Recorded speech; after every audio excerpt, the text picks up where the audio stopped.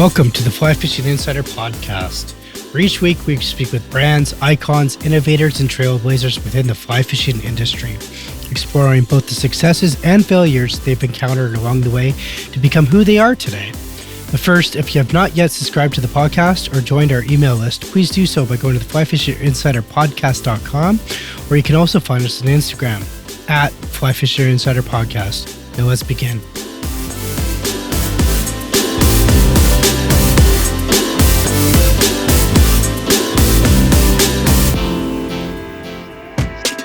Today's guest is Forrest Rogers, the owner of Rock Treads. Forrest is a lifelong fly fisher with a passion for innovation.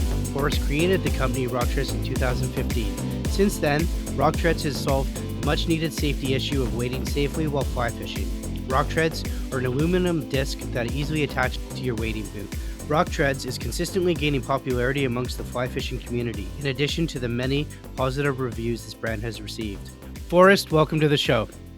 Thank you for having me. No problem. I'm super excited to get on with this interview, Forrest. I know you guys are doing some great things over at Rock Treads, but before we jump into that, can you tell me a little bit about yourself? Sure. Originally from North Carolina, been a career equipment and marketing businesses for years. Was lucky enough 15 years ago to marry a Montana girl to further grow my fishing and build into the fly fishing world. We, a couple years ago, moved our family from North Carolina to Montana to focus on Rock Treads and to get it going and be in the mountains, so it's a more natural, easy fit to visit the territory. When you say you moved the family to focus on Rock Treads, is this a family business or is it just more like your own business? It's two people. My partner in this is a gentleman named Scott Boggs. He lives in Tennessee.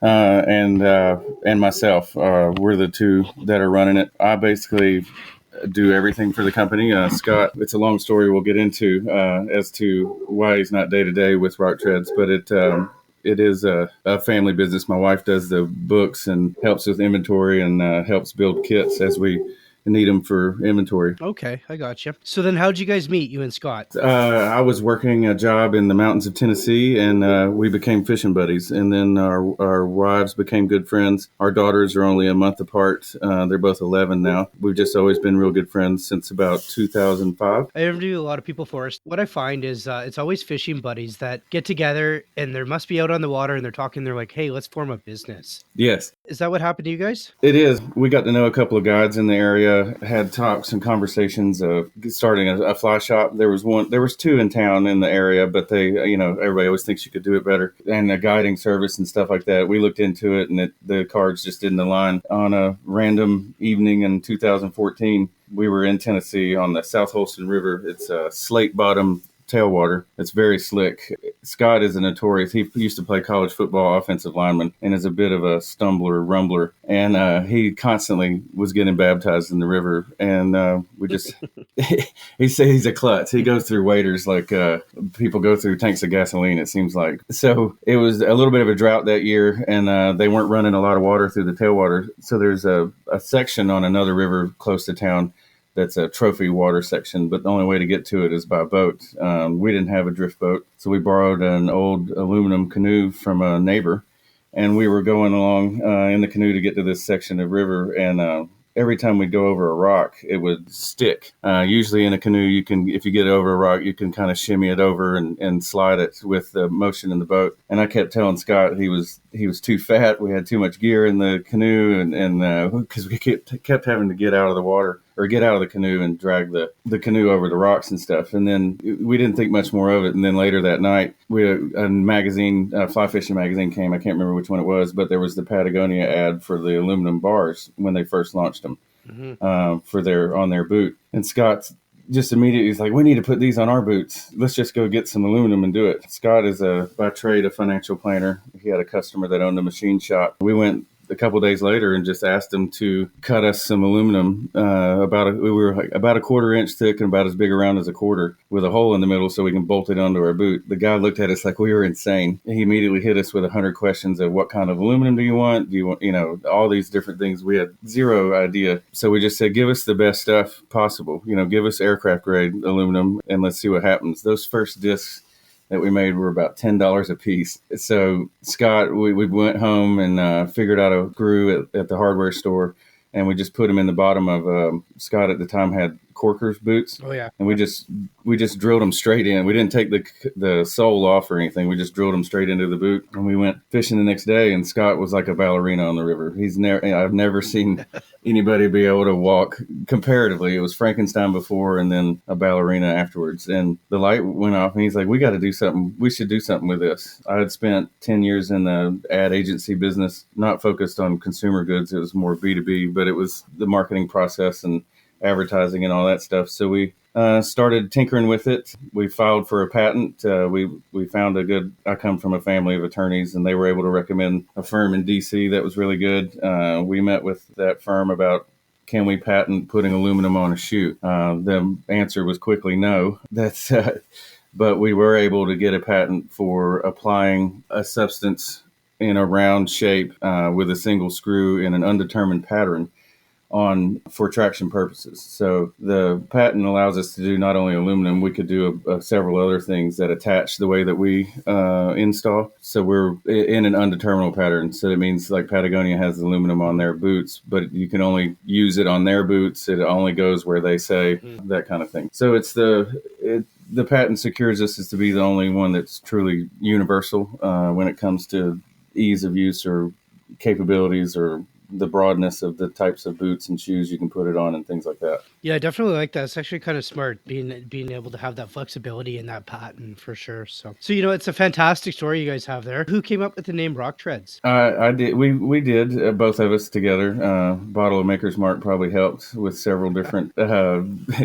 We went through a bunch. We started with River Treads. We had Rock Walkers, all kinds of corny names, and then it just for some reason Rock Treads stuck. Real quick after we finished that, we got filed for the patent and stuff. Our wives looked at us and said, well, now that you spent $25,000 on a lawyer, it's time to make this into a product. So we went to ICAST in 2016 with definitely not ready to sell to fishing stores, but we wanted an opinion if this was going to be a viable product, if people thought we were crazy, just to get a run through. And we figured there's no better way than to go to the trade show, the IFTD, which was with ICAST at the time. So we went and did it, and response was great. I mean, everybody was super welcoming in terms of us being a new company.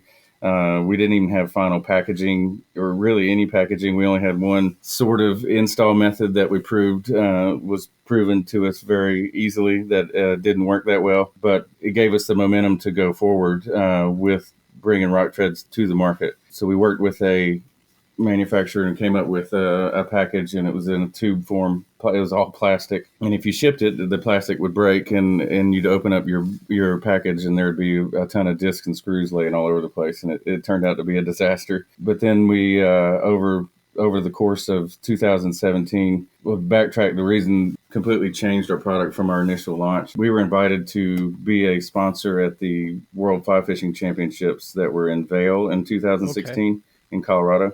We got invited from the show that we went to in 2016 before we really had the product and had done a lot of R&D with different types of people. We got invited to go to the premiere. These guys are the pros when it comes to fly fishing. They know how to wade through anything, and they often say they wade like water buffalo. So we went to this show or to this event, and we're completely overwhelmed, basically. We had kits there for all 350 competitors. We installed about 50 pairs that day. The competitors were very receptive to what we were trying to do. But unfortunately, everybody went out that next day for practice and came back that night, and most everybody had lost at least half of their discs because of the screw we were using just wouldn't hold into the rubber boots with the way these guys were waiting. Took kind of a hit from that, our pride and our efforts at the time. But we knew we had to go back to the drawing board and figure out a way to make them stay in boots. So then that leads me to my next question, basically asking if there's anything you would do differently. Looking back at that time, what you would do back then changed your aspect. And I guess changing the screw or finding a premium screw would be what you would do differently. Is that correct me if I'm wrong? Yeah, that's exactly what we had to do. In the middle of all this, my partner, Scott, his wife was diagnosed with a brain tumor. It was stage 4. The doctors weren't very optimistic. Fortunately, after going through 2 or 3 different doctors, and we were able to get her into Duke University in North Carolina, where they tried a new treatment. And luckily today, she's still with us after 2 massive brain surgeries, 3 years of medicine and chemo and all that other kind of stuff. She's still with us and doing well. I'm happy for that. Yeah. Well, it gets better or worse, I guess you'd say. After about a year of Tiffany is her name, after a couple surgeries and some rehab and stuff, their son, 13-year-old son, Tyler, was diagnosed with a ultra rare form of bone cancer. They then spent the next 8 months in St. Jude's in Memphis, Tennessee, trying to get him healed and better. And unfortunately, in July of this past year, Tyler passed away. All of this happened right after we moved. It was tough. It took a blow. It took a lot of wind out of everybody's sails in terms of trying to start a new company while we were maintaining our own jobs and things like that. And we almost gave up. I'll be honest with you. Fast forward a little bit. We decided to make the move, our half from North Carolina to Montana. My wife's originally from here, so it made it easy. We'd tried for years to get here. Through lots of soul searching and things and talking with the Boggs, we just decided that we were going to do it and we were going to make Rock Treads. We were going to give it a full-time effort on my behalf while the Boggs tried to find some sort of new semblance within their life. And so we moved cross-country. During that time, we were able to,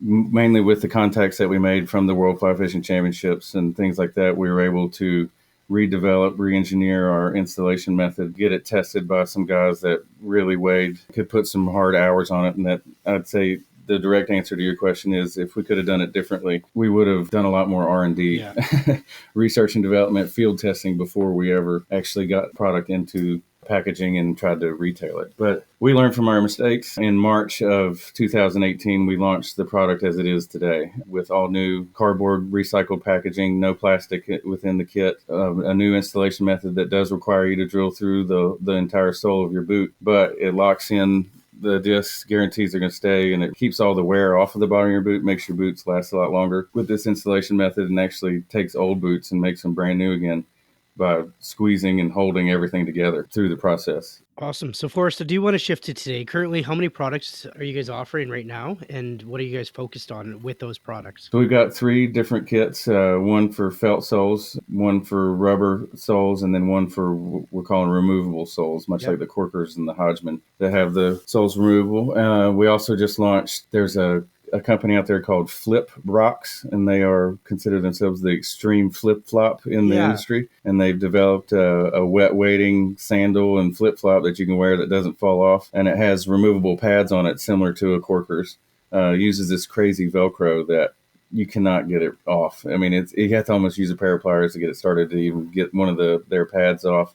But we have Rock Treads pads for their sandals that we just launched last week. So is that a collaboration between the two of you guys? It is, yep. They're for sale on their site and our websites as well. They're in the process of getting representation. They've got most of the Western U.S. covered with reps to get their shoes into stores, whether it be a sporting goods store or a fly fishing shop or any outdoor store. So they're hitting the road hard this spring with their entire product and stuff. So that should be neat. And then we're honestly working with about 7 other boot manufacturers right now that are known in the industry to develop a Rock Treads kit for their particular boots, which is also be our ultimate goal. We would love nothing more than to be the BOA system or the Vibram or the Intel inside, so to speak, of what is on boots. We work with every brand and every type of shoe, so we want to work with those guys and develop custom kits. Sounds kind of like top secret going on over at the Rock Treads headquarters there. Is there anything else that you can share about that for the listeners? I mean, you totally piqued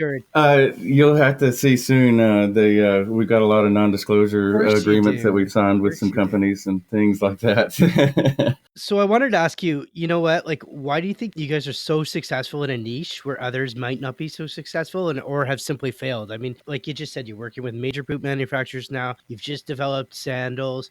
You got your 3 product lines going on. You're doing extremely well. You're killing it in this niche market of footwear safety and the treads and different patterns and treads on your boots. So why do you guys think that is? Why would you say you're so successful? I say first off is because it works. Our product, it really works, and it's amazing the difference from not having it. And there's other aluminum alternatives out there, but ours is completely different type of aluminum. We're using the same type of aluminum your reels are made out of. Your $600 Hatch reel is the same aluminum as ours, and so it lasts a whole lot longer than other things that are on the market, competitive products, so to speak, are made from Mm-hmm. cast aluminum, which is a much, much softer, which wears out a lot quicker, which is good for the person selling the discs or the traction device, because they wear out. You have to replace them, things like that. We've got over 600 miles on a set of boots, and they've worn 44%, so that it lasts a whole lot longer than anything else that's out there, which could be a negative because we're not reselling them that often. People aren't going to buy us 2 and 3 times a year, but there's 6 million people in North America that identify themselves as fly fishermen. If we can just get 2, 3, 4% of that, we've got a great company and can afford to A, live, and B, give back conservation wise and things like that. So it being niche is a good thing. I think a lot of people try to reach everybody with everything with whatever they're trying to sell. Fly fishermen are pretty easy to identify. The groups, the people that do it, label themselves, so to speak, especially when it comes to social media, as well as the types of media that they read. The newsletter. Nobody's reading the mid-current newsletter unless you love to fly fish. It's a market that's easy to reach, so comparatively, and we have a product that's for every single person that does fly fish. We don't care what color you like, what your favorite brand is, what size you are, what river you're walking in. None of that matters with us. If you don't want to fall in the river, you need us. And so I think that message is resonating with the people that do it. We need to advertise. We don't have the capital to do national advertising just yet, but we're working on that. Soon everybody will hear It's funny us that all you the say time. advertise. I mean, you guys are doing extremely well on social media, and you have a following. I mean, that's where I started following you there as well. Fly Fishing Insider Podcast follows you, and that's how we started talking and whatnot. But you do have a large following on social media, and I'm sure that plays an important role for you guys. Can you describe that process to us?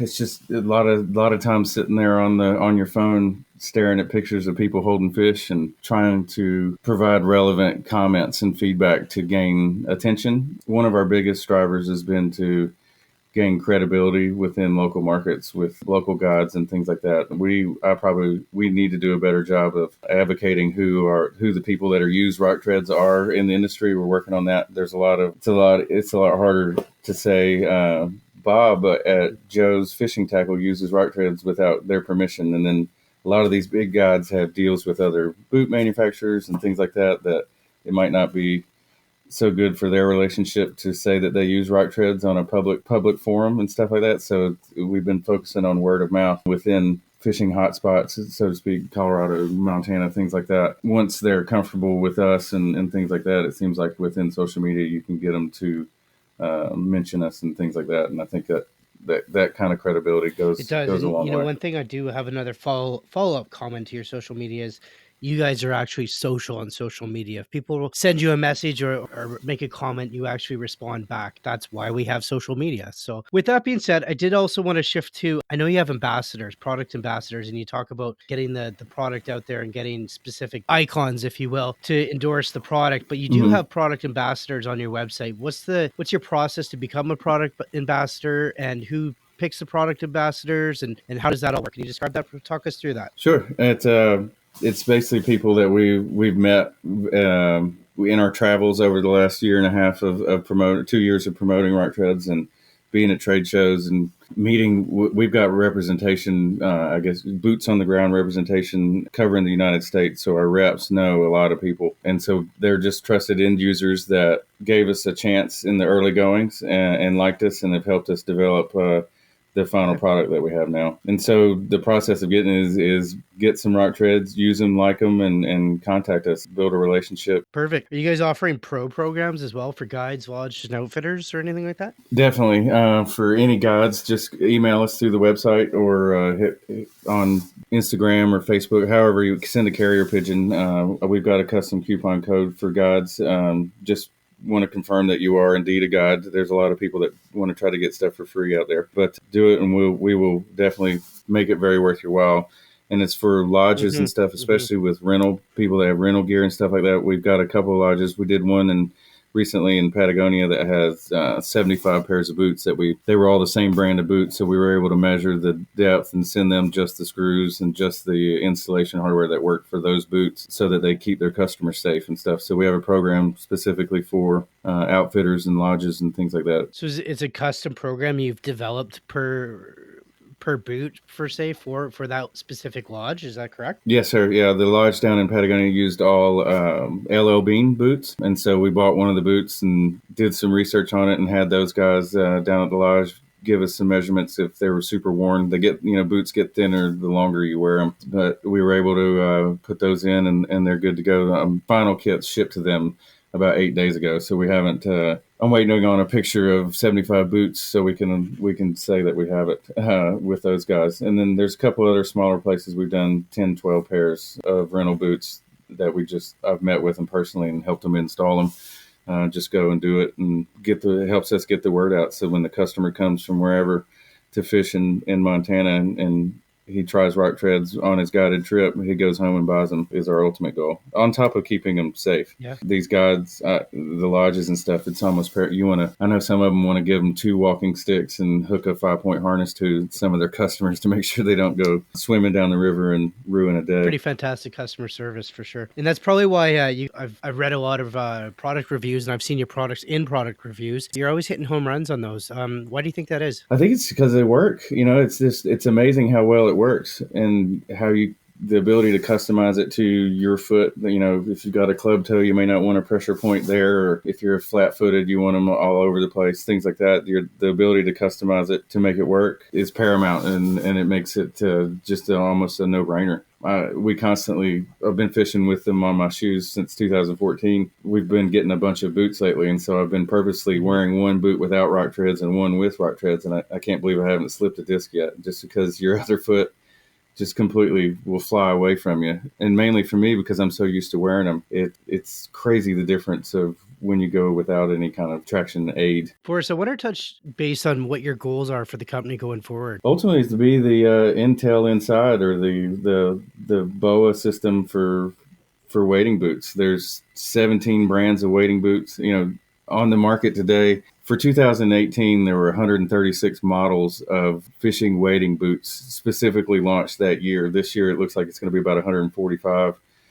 17 brands. Online right now, you can buy over 200 different models of boots. They may be a couple years old in terms of their model, but they're still brand new. There's just so many. It's estimated there's around 500 to 600,000 pairs of boots sold a year just in the United States for wading. We get on those. We want to grow the company to be a brand. We've got a couple of other products in the works to aid in our theme of wading and traction in the fly fishing. We're developing some rubber mats that will be custom fit, easy to custom fit into your drift boat. So no matter what studs you're wearing, particularly Rock Treads, you don't scratch up, especially on fiberglass drift boats. We've got a rubber guy that's working with that, and they're going to be inexpensive.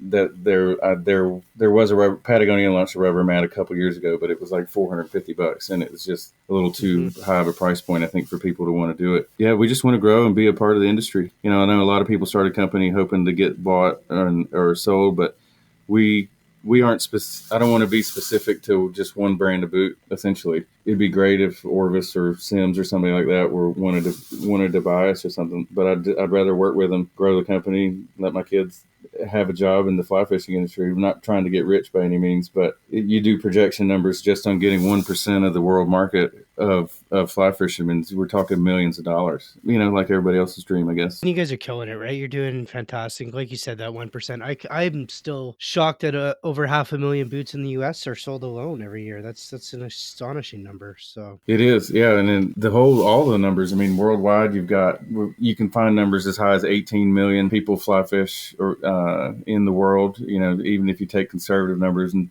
dump it down to 13 million worldwide, you start doing 1% of that, 2% of that market share. It's crazy how much money it could end up being. And our goals once we start actually making profitable money is to give back as much as we can. We're big on conservation and working with individual groups to make a difference and keep our water clean. When you say worldwide, I like that, because how is Rock Treads perceived worldwide? Oh, we're doing great in New Zealand and Australia right now. New Zealand, I think people fly fish like kids play baseball in the United States. I mean, it is the thing to do. There's 4.5 million people in New Zealand, and I bet 3.5 million of them own a fly rod. And so we've done really well there. We got representation in Europe in the winter of really January of 18.